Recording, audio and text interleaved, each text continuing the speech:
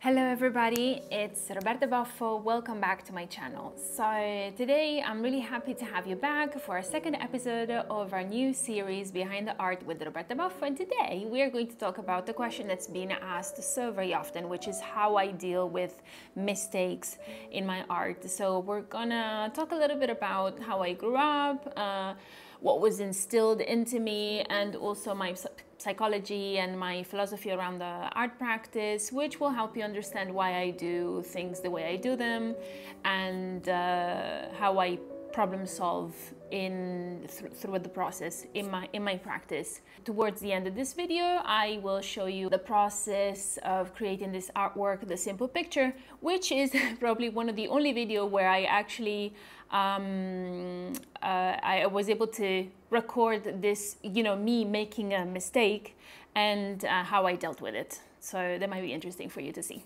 So first things first, I grew up with this idea in my head. I was taught that if you cannot do something at your best, at 150%, then you shouldn't do it. You shouldn't do it at all. And so growing up with that idea in my studies, in everything that I did, I always tried to do everything that I was doing at my very best, give my all. Like, it had to be perfect.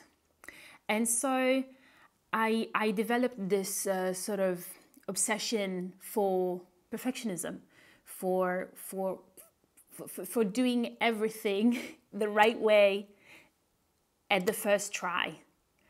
And that can put a lot of pressure on someone, on a child, even on an adult, on an artist. And I'm sure I'm not the only one that deals with perfectionism and striving for everything to be perfect and everything to be pleasing.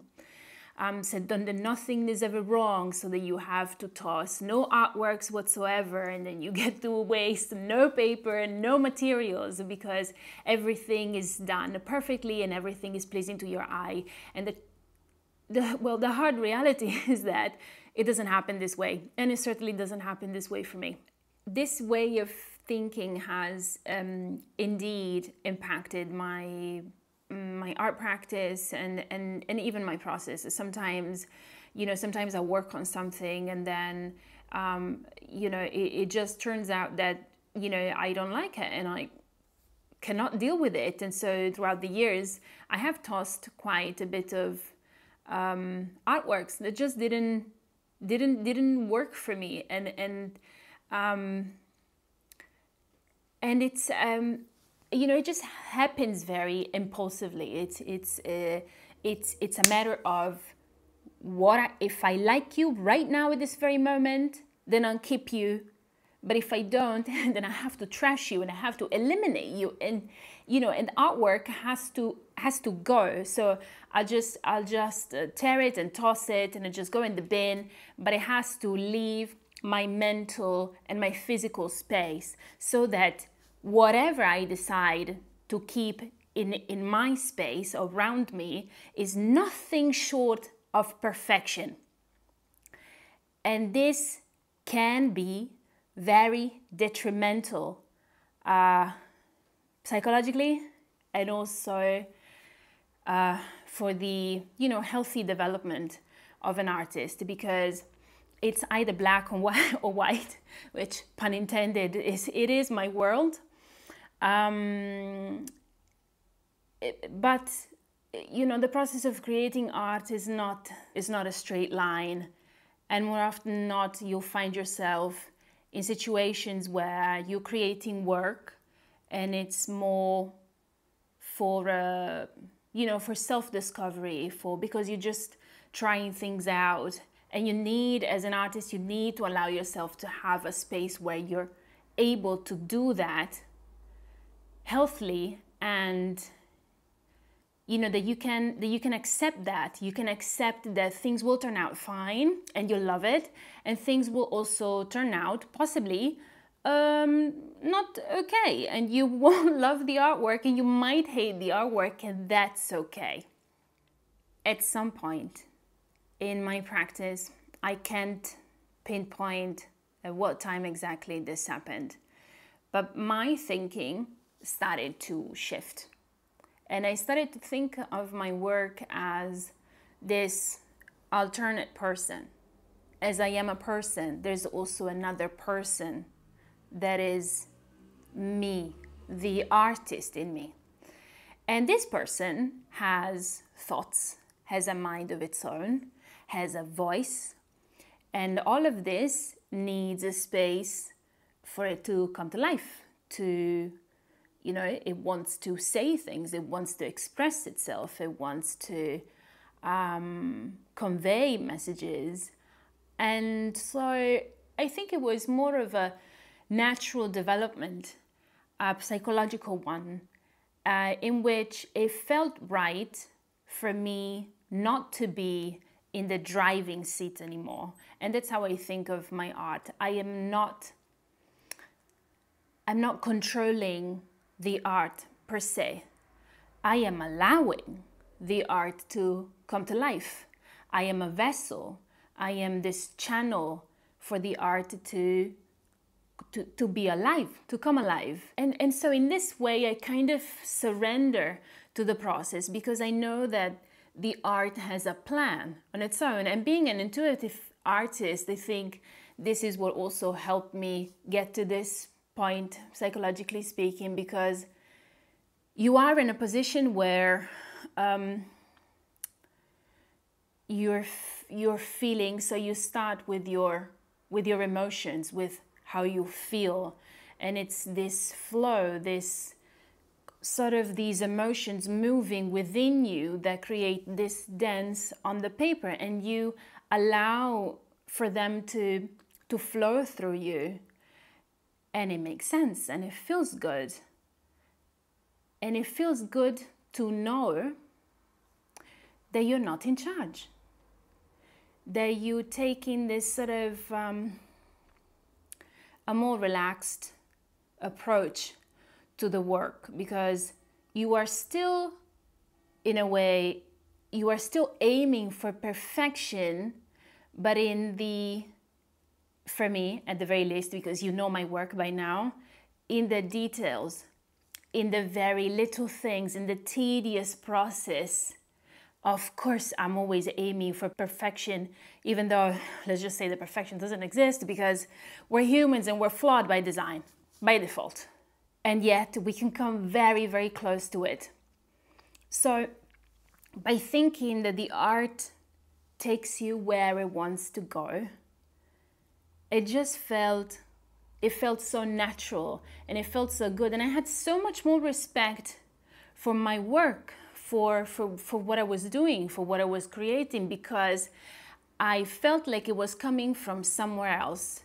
It wasn't all, how to say, in Italian we say farina del mio sacco. It means flour that comes from my bag, my own bag. It is, in a way, because there's only one of me, right? There's only one Roberta Boffo, but when you split yourself in this person, your physical, yourself, and then this sort of alter ego, the artist, the creative one, that you're channeling, that's channeling through you, then it's a very different approach to art, and it really changes the way that you produce, the way that you go about your process, the way that you problem solve, the way that you think about mistakes, and we'll come to that right now. So when you ask about mistakes, I think this word really misrepresents the mistake itself, what a mistake really is. Because, I don't think of mistakes as mistakes, per se. More of a bump on the road. Because at the end of the day, it's a process. You're moving from point A through B to C, all the way to Z, and all around the sun again, over and over and over again. And so in this process, it's just things that happen. Things are completely out of your control. And the important thing, the crucial thing is for you to allow them to happen, because that is what the art wants. In the process of creating my work, there will be mistakes,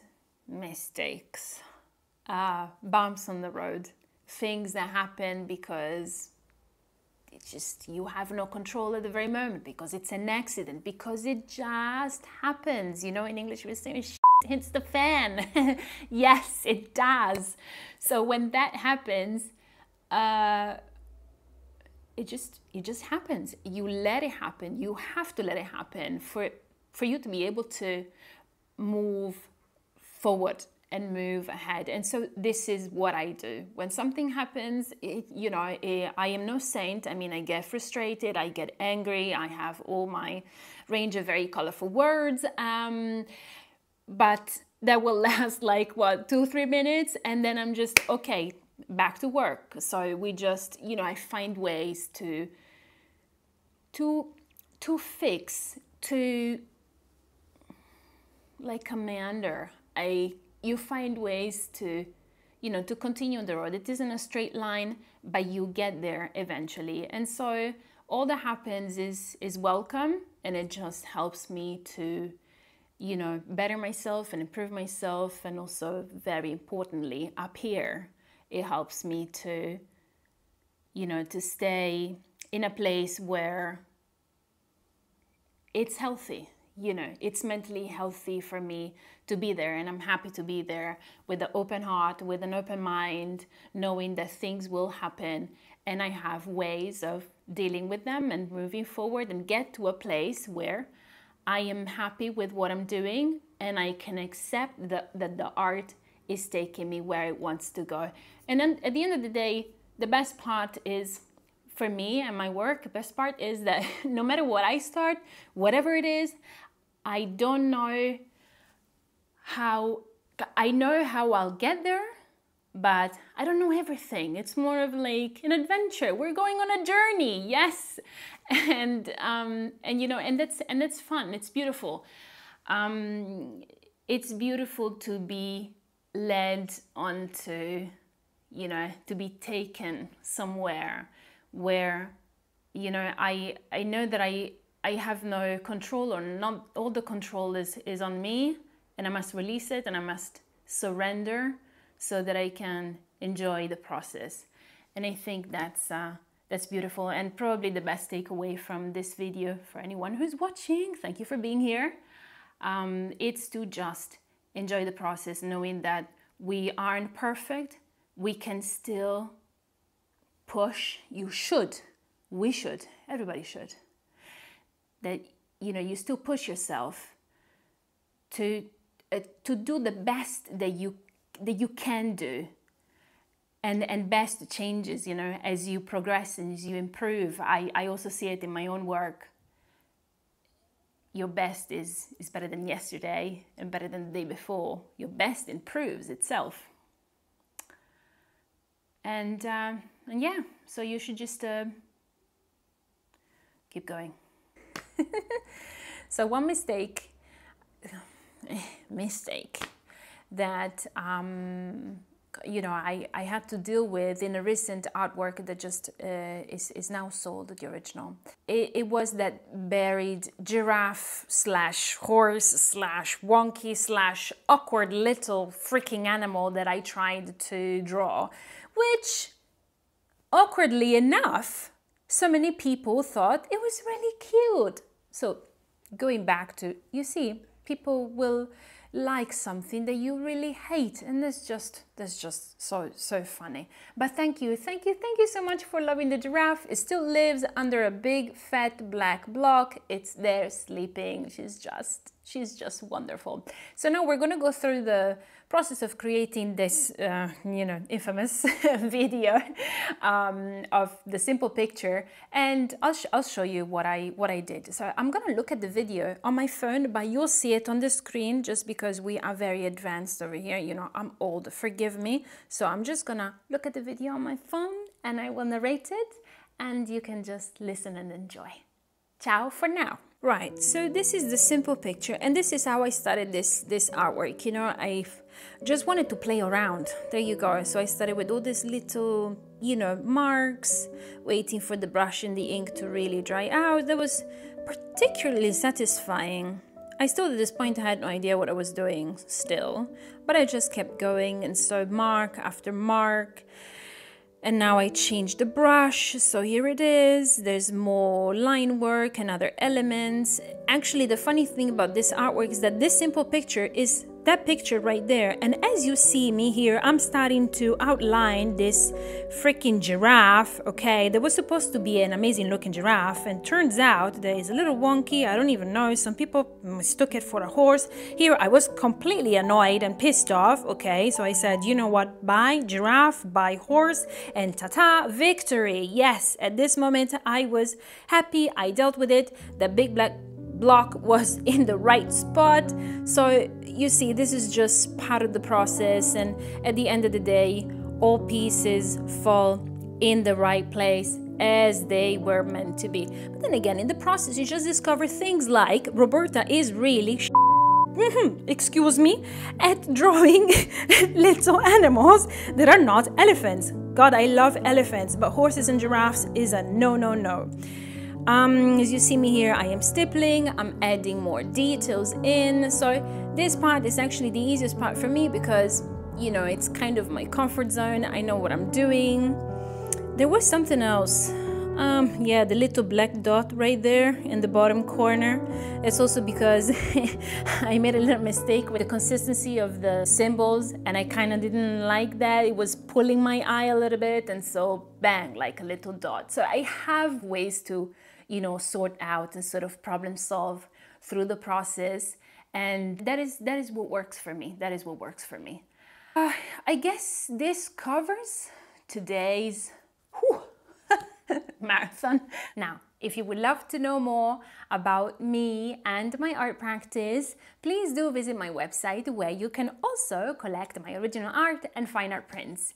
And the best way to keep up to date with the upcoming and releasing of new artworks is to join my mailing list. Don't forget that. That's the best way. You'll be the first to know. What else? Yes, that's it. If you enjoyed this video, please give it a like, leave a comment before you go, and don't forget, oh, please do consider subscribing, because that would help my channel so very much. I'm very happy that you were here today, and I will see you at the next one.